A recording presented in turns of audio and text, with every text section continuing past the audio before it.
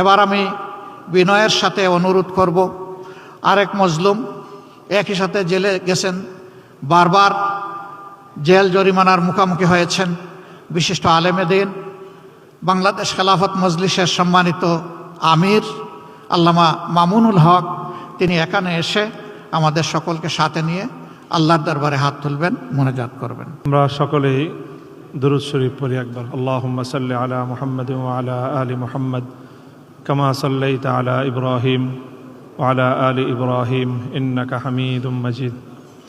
সুবহানাল্লাহি ওয়া বিহামদিহি সুবহানাল্লাহিল আযীম। আল্লাহুম্মা সাল্লি আলা মুহাম্মাদ ওয়া আলা আলি মুহাম্মাদ কামা সাল্লাইতা আলা ইব্রাহিম ওয়া আলা আলি ইব্রাহিম ইন্নাকা হামিদুম মাজিদ। يا حي يا قيوم برحمتك نستغيث أصلح لنا شأننا كله ولا تكلنا إلى أنفسنا طرفة عين. اللهم إنا نسألك فعل الخيرات وترك المنكرات وحب المساكين وأن تغفر لنا وترحمنا أجمعين. إله العالمين رب العالمين, রোজা রেখে ইফতারের পূর্ব মুহূর্তে আমরা আপনার দরবারে হাত উত্তোলন করেছি। আল্লাহ, আপনি আমাদেরকে কবুল করুন।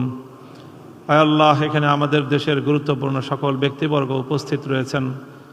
আয় আল্লাহ, আমরা সকলে সম্মিলিতভাবে আমাদের অতীতের যাবতীয় অন্যায়, ভুল ত্রুটি, সকল অপরাধের জন্য আপনার কাছে ক্ষমা প্রার্থনা করছি। আমাদেরকে আপনি ক্ষমা করে দিন।